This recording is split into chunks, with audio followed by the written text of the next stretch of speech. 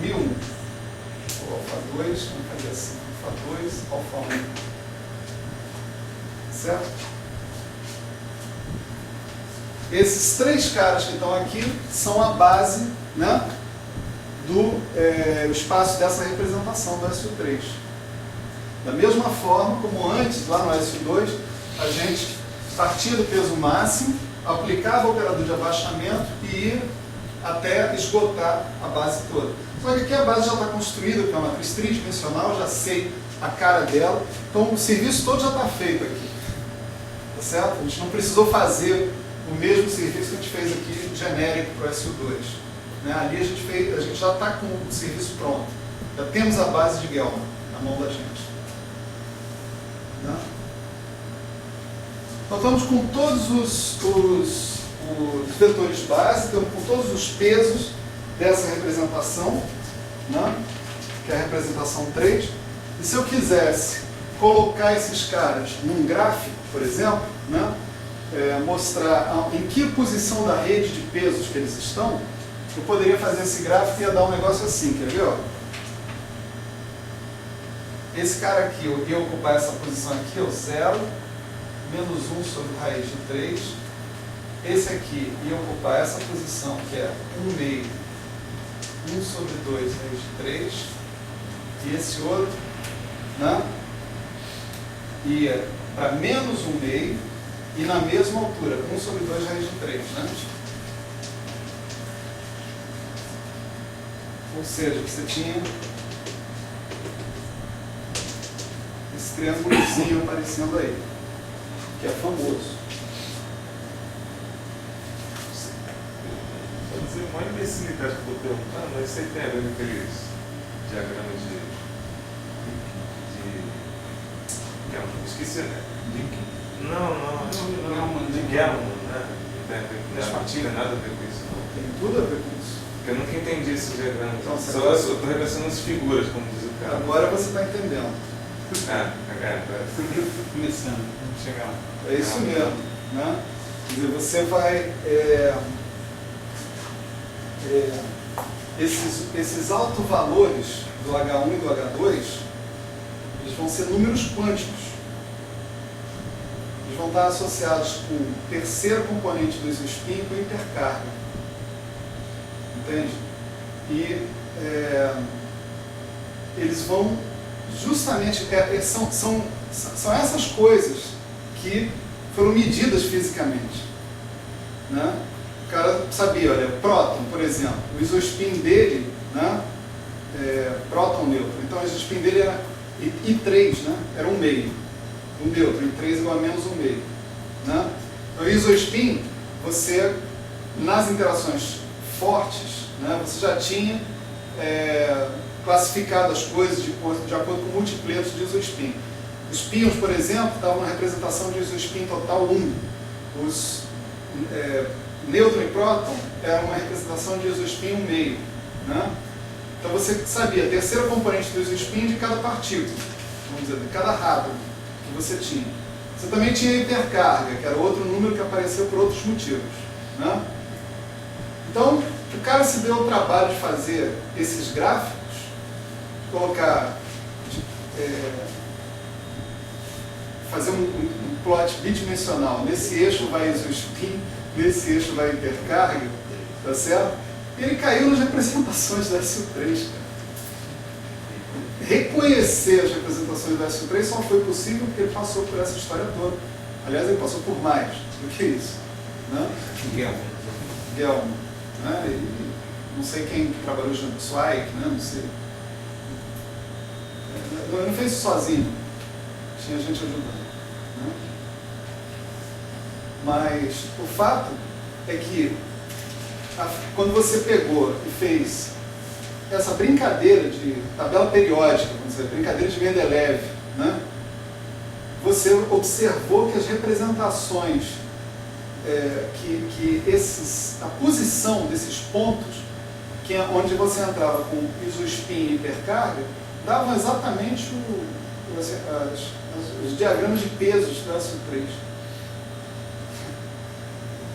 Os diagramas de peso característicos das representações da SU3. Então isso aqui é um triângulo, né? De cabeça para baixo, né? Triângulo com a base para cima e o topo para baixo. Vamos fazer rapidinho a 3 barras, 3 estrelas, tá certo? Olha só. Vai aparecer a estrela de Davi aí? Ah, se não quiser, eu te desenho, não tem problema nenhum.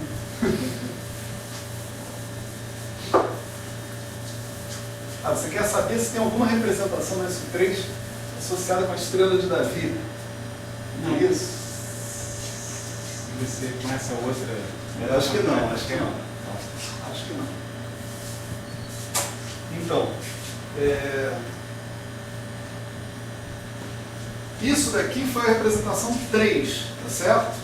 Porque a gente partiu desses geradores aqui, né? Lambda 3 sobre 2, lambda 8 sobre 2. Mas na 3 estrelas, né? Aqui eu inteiro, né? Na 3 estrelas, né? Como é que são os geradores da 3 estrelas? Né? Eles são menos lambda I, lambda A, né? Transposto, não é isso? Você aprendeu isso lá. É difícil lembrar já a essa altura, né?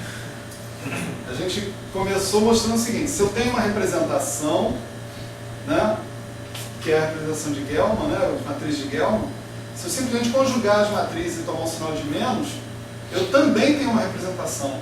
E essa representação diferente da representação original, que ela não pode ser reduzida a outra por uma transformação de similaridade. Né? Lembram disso?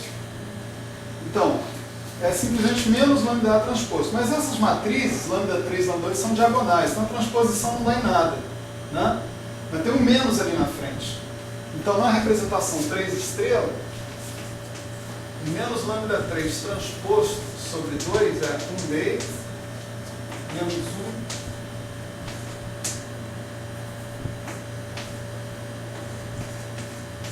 e o menos lambda 8 sobre 2 transposto, ele é 1 sobre 2 raiz de 3,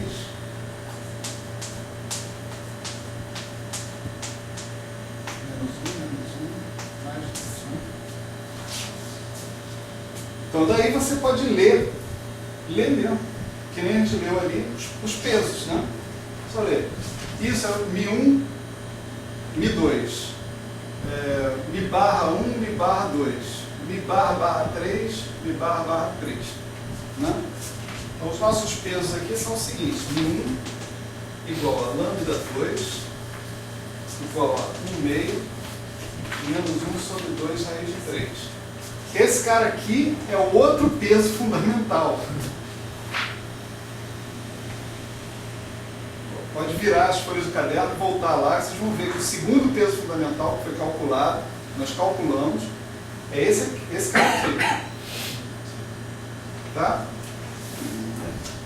Bom, o Mi2 é 0, 1 sobre raiz de 3. Né?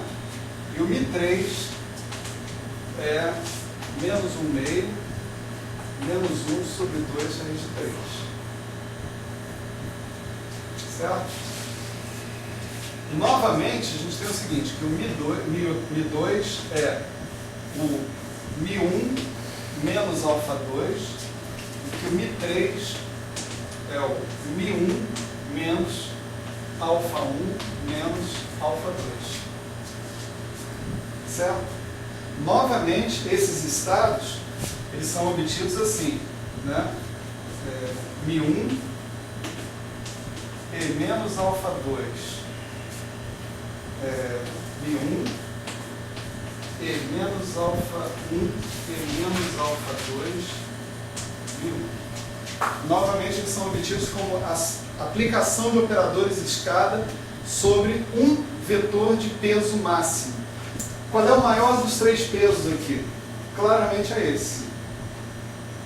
Tá certo? Esse aqui é positivo também, mas esse é maior ou menor do que esse? É só fazer a subtração e ver. Né? Esse aqui é maior do que esse. Mi1 é maior que Mi2. Então, esse é o peso máximo, e aplicando os operadores de escada sobre o cara de peso máximo, você vai obtendo os outros caras que estão ali. Se você agora pegar os 3 caras aqui e plotar de novo, né, num gráfico bidimensional, né, você vai obter isso aqui. Ó. Aqui você tem o 0, 1 sobre raiz de 3. Aqui você tem 1 meio, menos 1 sobre 2 raiz de 3. E aqui você tem menos 1 meio, menos 1 sobre 2 raiz de 3. Então, se você botar junto, vai dar a estrela de Davi. Se você botar junto, vai dar 8 mais 1. Eu vou botar junto na aula que vem. Vai dar 8 mais 1. Dá 8 mais 1. Tá certo? Então, isso aí serve para ilustrar para vocês, né, esse esquema de pesos e o papel dos operadores de levantamento e abaixamento nas representações do SU3. Né? A gente usou a representação fundamental. Um bom exercício, né, seria vocês fazerem a mesma coisa com a representação adjunta. Né? Quais são os pesos da representação adjunta? A gente já calculou lá, né? São as raízes. Não é isso? Então você tem que descobrir qual é a raiz mais positiva, que será o peso máximo, e obtendo as outras raízes a partir da ação de operadores de abaixamento dados pelas raízes simples, né? E alfa 1 e alfa 2. É um exercício de paciência, mas nem tanta paciência assim. Rapidamente dá para conseguir. Né?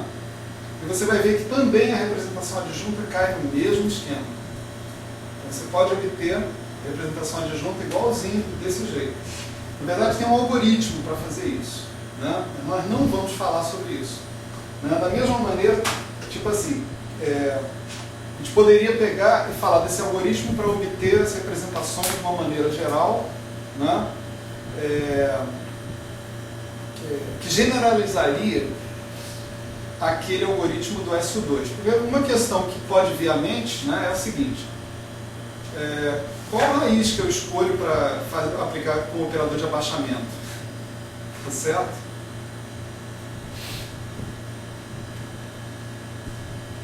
Quer dizer, eu tenho que ter um critério para isso, né? O critério, na verdade, vai ser o seguinte: se os caras diferem por raízes, né, eu tenho que me certificar de que nessa cadeia de operadores de abaixamento que eu estou aplicando, eu não saio dessa história de que os caras são raízes. Certo? Então, baseado nessa observação, tem uma direção que você pode seguir. Essa direção é explorada até o fim pelo Georgai, mas não de uma maneira muito clara. Isso eu tenho que confessar. E não na primeira edição do livro, só na segunda. Tá certo? Mas certamente tem outros livros que vão explorar isso aí em maior profundidade, tal, livro de matemática. Tal. Eu recomendo fortemente a vocês aqui presentes, não a vocês que estão assistindo, mas a vocês aqui presentes, né, que não façam isso. Né? Porque vocês têm objetivos mais prementes. Né? A gente está querendo chegar na motivação por trás da cromodinâmica quântica. Né? E para chegar nessa motivação, o que a gente vai precisar é, na verdade, uma vertente diferente dessa teoria de representações que a gente está fazendo. Nós vamos aprender, a partir da próxima aula, a obter representações a partir de produtos tensoriais de representações. Produtos tensoriais de representações vão ser fontes de representações irredutíveis para nós. E vai ter uma razão fisicamente muito importante do porquê que a gente vai partir para os produtos tensoriais. Porque as partículas são compostas de outras partículas. O setup natural no qual você vai descrever uma nova representação do SU3 é justamente o produto tensorial. Por exemplo, se um próton é uma coisa composta de dois quarks U e um quark D, a representação, né, aonde um próton vai viver é naturalmente o produto tensorial de três representações, duas de quarks U e uma de quark D. Então você tem que saber como é que você vai montar a representação onde o próton vive a partir das representações onde os quarks vivem. Tá certo? E é por isso que a partir da próxima vez a gente abandona essa linha que a gente está seguindo aqui e parte para os espaços produto tensorial. Certo? Fecha a câmera.